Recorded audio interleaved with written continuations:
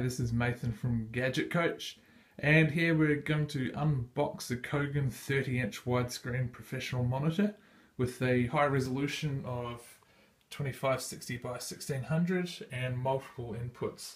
So looking forward to seeing what this one is like. Okay, we've just cut it open and just going to have a quick peek inside. Got little Kogan instructions. Warranty type information. This is just what we've got the packaging in. It's not the most exciting part of the unboxing, but it's fairly okay. We just pulled this straight out of the box. In the plastic wrapping, it's all semi-assembled. There's the front of the screen, and on the side we've got the arm. Here's the back, and the arm is connected with the base setting under there, it looks like, so less assembly required. And we've got in this box here is all the cables. So there we go, VGA, got the power, HDMI mini display, I think. Just looking quickly. Some multiple cable options, all out of the box, and looks like the power unit. So that's what you're getting out of the box. It's the power unit. Right now we've taken off the foam inserts to hold into place in the box. And we'll see here the base is just sitting there. So the arm is already attached. Let's pull that off. And it will swivel.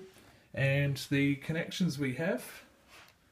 So we've got display port, VGA, DVI, HDMI, audio, the power, USB, in and out as well. So they're the connections. This is just the back of the unit. Just having a look at the design. It's not what you call a massively slim line, but it's high resolution and it's set for a desk. Setting up the base looks quite a simple procedure really. Here's the nice round base. Looks like it's got a little bit of a clip on the bottom and the hole, and just need to push it straight on in and get that clipping in. Let's see if I can do this one-handed.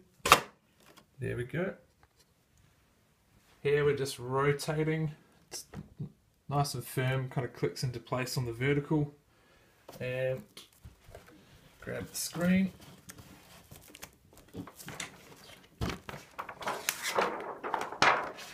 Plastic coming off.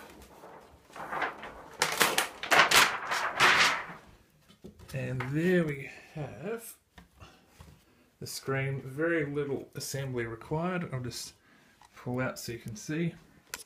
Very little assembly required. Still got some of the plastic factory protector on there, but here is the unit itself.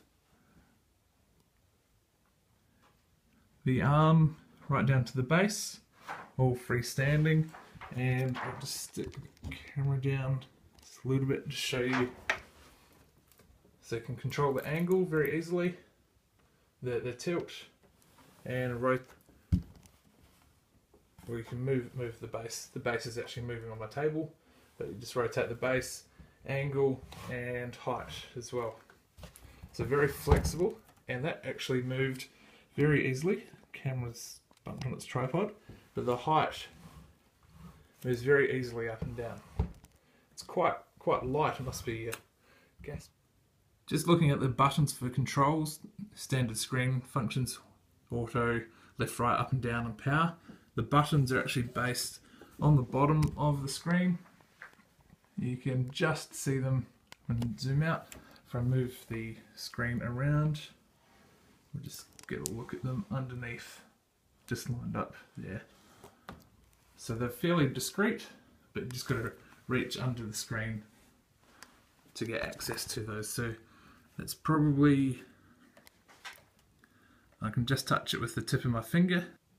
Just looking at the power transformer very quickly, it's quite a reasonably sizable unit, a bit bigger than most laptop ones come across. I've got reasonably big hands and it takes up my full hand. And just looking at the cabling, the The hole in the bottom of the base is designed for the cable running. So it just keeps it nice and tidy, simple. Cool, just getting it fired up. We've just got it here attached to our MacBook Air with adapter to the VGA just as a test, and that's running the MacBook background. So we'll just have a look at the menu. Let's get used to position. So this is, look at the interface, dealing with the brightness, contrast, all your standard screen controls. Going down, your positions, clock, color, temperature, auto image adjust, and signal sources. And stick it on auto, and the input controls VGA. Okay, so we've got our second connection in there. We've got HDMI instead of VGA, so it's just plugged in there to our MacBook Air, just a second adapter. And obviously being HDMI, it's filling the full screen, whereas the VGA. So the HDMI from MacBook Air to Kogan monitor are just giving the option of 1080p. So you got full screen, but it's not super sharp resolution.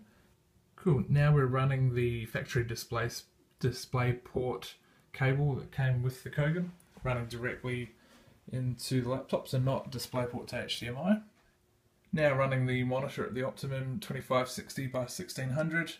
It's a lot sharper. I'll just do a quick change back to 1080p so you see if you can pick up the difference. So you can see it's blown it up, obviously the pixels. So if I just move in a little bit, see it's not hugely sharp, running at 1080p. Then 2560. Just showing you a couple of websites, just so you can get some idea of the context and the resolution. Normally these would be full screen websites, and just flicking over, just do a Google search, for what we used to Google, just how that fits on the full screen. Just done a search for Kogan.